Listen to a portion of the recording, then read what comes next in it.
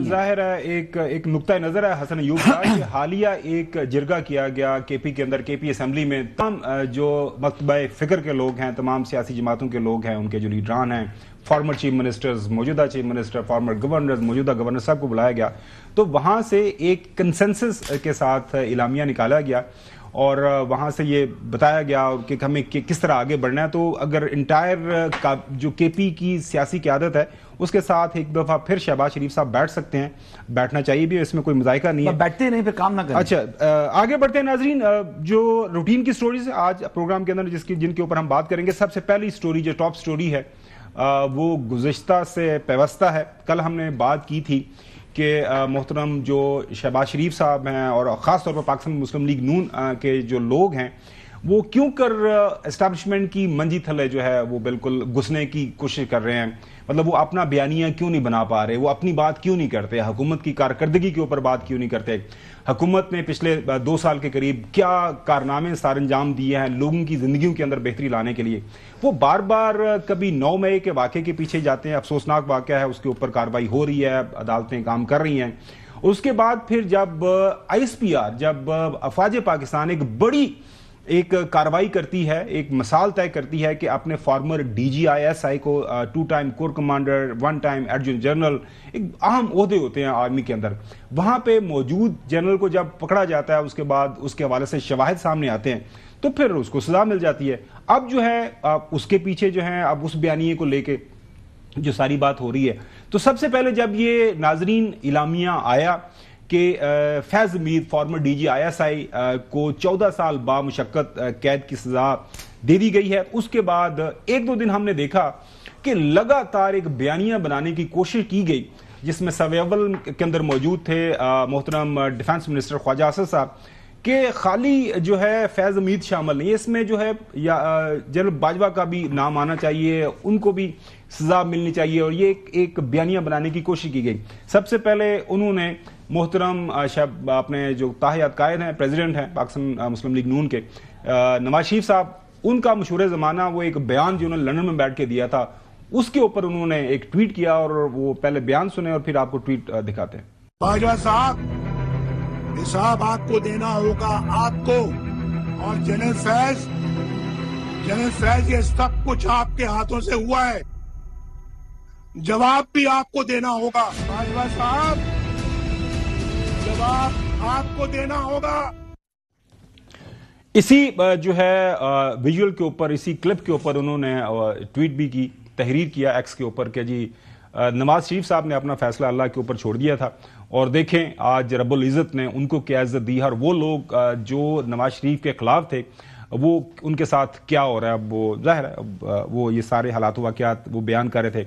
उसके बाद एक और उन्होंने तहरीर की एक्स के ऊपर, उन्होंने ये कहा, कौम बरसों फैज़ हमीद साहब और जनरल बाजवा के बोए हुए बीजों की फसल काटेगी, अल्लाह हमें माफ़ करे, ताकत और इक़्तिदार को अल्लाह की अता समझकर उसकी मखलूक के लिए इस्तेमाल की तौफीक अता फरमाए, खौफ़े खुदा हुक्मरानों का शेवा बने, आमीन। उसके बाद होता क्या है नाजरीन, एक खबर आती है 14 नवंबर को, अंसार अब्बासी साहब एक खबर देते हैं, जंग के जो है सफ़े अव्वल के ऊपर ये खबर छपती है, और 14 दिसंबर सॉरी, वो खबर ये छपती है कि जनरल बाजवा के खिलाफ कोई केस मौजूद नहीं, और ये उन्होंने कहा कि जो बाकी जजेस और ब्यूरोक्रेट्स, सियासतदान और मीडिया जो पर्सनस हैं उनके खिलाफ कार्रवाई हो सकती है, लेकिन जनरल बाजवा के खिलाफ किसी भी तरह की कोई कार्रवाई नहीं हो सकती।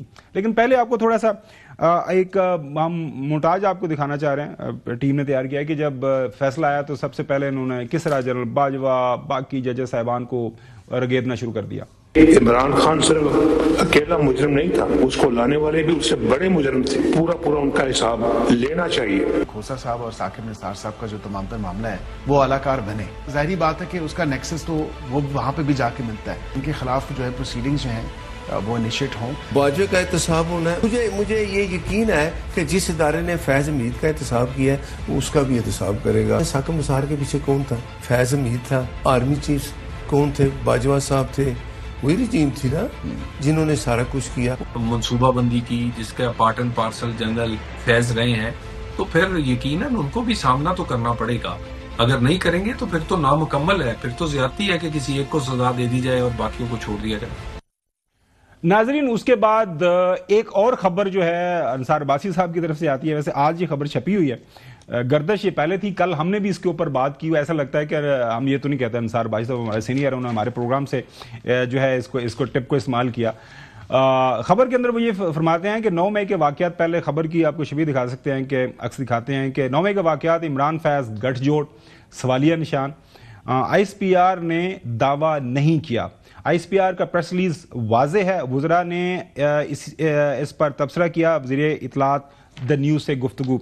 खबर के अंदर क्या है वो बहुत ही दिलचस्प है, इसके ऊपर मैं हसन यूब साहब की ज़रूर राय जानूंगा कि ये हो क्या रहा है। खबर यह कहती है कि वफाकी काबीना के सीनियर अरकान की जानब से मुतअद्दिद मरतबा इस बात पर जोर दिए जाने के बावजूद कि 9 मई के वाकयात के पीछे साबिक वज़ीर आज़म इमरान खान और साबिक DG ISI lieutenant general retired Faiz Hameed के दरमियान मुबैना गठजोड़ था, फौज के मीडिया विंग ने ताहाल अपने किसी भी बाज़ाब्ता बयान में वाज़े तौर पर ऐसा कोई दावा नहीं किया।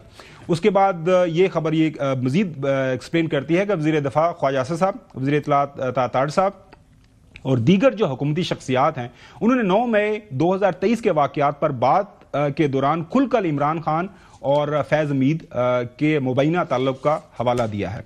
ताहम जब बराह रास्त ये सवाल किया गया कि आया ये दावा किसी सिविल या फौजी तहकीकाती नताइज पर मबनी है या महज करायने शहादत है या महज अंदाजा ही है, इसका उर्दू तर्जमा मजीद जो है वो ये है कि बुनियाद पर, तो शहबाज हुकूमत के मरकजी तर्जमान और वज़ीर इत्तलात ने वाज़े जवाब देने से गुरेज किया और कहा कि inter services public relations ISPR से पूछा जाए। द न्यूज़ वो अपना हवाला दे रहे हैं अंसार अब्बासी साहब से गुफ्तगू में वज़ीर इत्तलात ने पहले तो ये कहा कि मामला ISPR के रूबरू उठाया जाना चाहिए। जब उन्हें याद लाया गया कि ऐसे दावे खुद हुकूमती वज़रा कर रहे हैं तो उन्होंने एक मरतबा फिर ISPR से वजाहत लेने का मशवरा दिया। बार बार अब्बासी साहब उनसे कह रहे हैं कि बताएं तो सही, आपने कहाँ से ये आखज़ कर लिया कि ये गठजोड़ है, और कहा कि इदारे का प्रेस रिलीज वाजे है और वज़रा ने इसी पर तबसरा किया है। ताहम ISPR की हालिया प्रेस रिलीज में, जिसमें जनरल फैज की सजा का बताया गया है कि जायजे से मालूम होता है कि इसमें कहीं पे भी ये नहीं कहा गया कि 9 मई के वाकयात के पीछे साबिक जर्नैल और इमरान खान का हाथ था। तो ये सारी तस्हीह होगी और उसके बाद खबर के अंदर वो जो फाइनल पैराग्राफ है उसका बयान करते हैं कि उसके अंदर ये कहा गया है कि कोई उनके जो सियासी मामलात के अंदर जो भी इश्यूज हैं उसके ऊपर हम तहकीकात कर रहे हैं तो वो बताया जाएगा। अब जो